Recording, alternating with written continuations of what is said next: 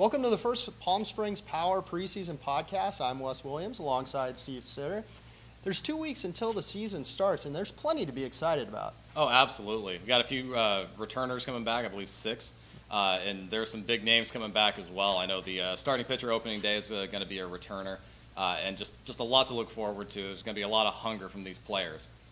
As well as there's great pitching, but there's also great offense. John Malden, Ryan Mota coming back. What do you expect from them this year? Power, a lot of power. I know it's kind of cliche, but those are two very heavy hitters. You definitely know what to expect. They get to the park and they look to knock the cover off the ball. So a lot of firepower there. Well, before we bring in manager Casey Dill, let's go over and check out the scores from the California League and MLB baseball.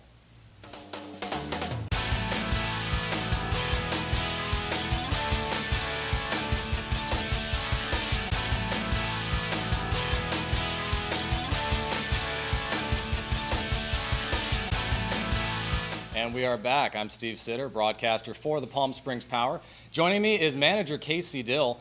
Casey, this is your first year managing the Power, but you're no stranger to the managerial role. You've been a manager in various leagues for about a decade now. How does the Power rank in terms of fan support and just overall ability?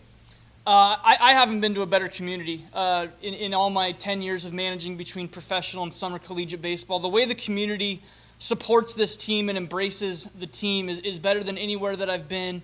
The crowds on game night, we have average 600 people a night. They're all behind the Power. They're all pushing for us to win. And it makes you want to play for the community. You want to win for the fans. And I couldn't ask to be the manager of a better club right now. We talked a little bit earlier about a couple of the returners. Last year's Power had a team batting average of .290, including 9 players who hit over .300. How do you feel the roles of the players who aren't coming back? I think we're getting 6 of our best guys back from last year's team. John Malden, he was the #1 prospect in the league this year. He'll be looking at the MLB draft coming up June 12th.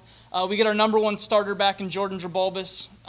He's already slated to start opening day, a guy that's going to go out there and pound the strike zone.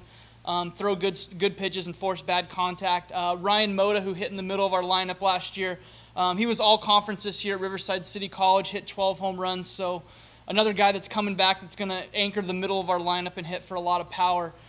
Brian Menendez, he was a late sign for us, but he's returning this year. A guy that is going to come in at the back end of a ball game, and he's gonna get outs. When Brian Menendez comes into the game in the 8th or 9th inning, he's lights out. He's slamming the door, and he's finishing the game for us. Taylor Grace, another guy that he was second on our team in RBIs last year. Very versatile player, can play multiple infield positions, and also can play outfield. So we're getting 6 of our best guys back, and it's good not only because they're great players, but they're also great power players. And what I mean by that is they represent what we want our players to be. They're good clubhouse guys. They come to work every day, work hard. They're the first guys in the batting cage. They're helping clean up the field afterwards. They represent everything I want all of our players to represent. So to have that core group of guys back to help set the tone in the clubhouse is huge, and it makes my job a lot easier.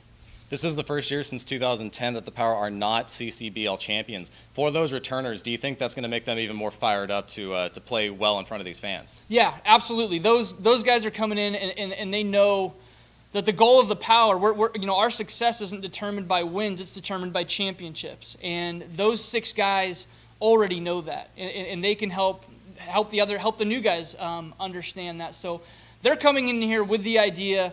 We lost in the championship last year. We have some unfinished business to take care of, and I absolutely expect them to come in hot, come in hungry, and help us win a championship this year. Well, thank you, Casey, for joining me in the Palm Springs preseason report. I'm Steve Sitter for the Palm Springs Power.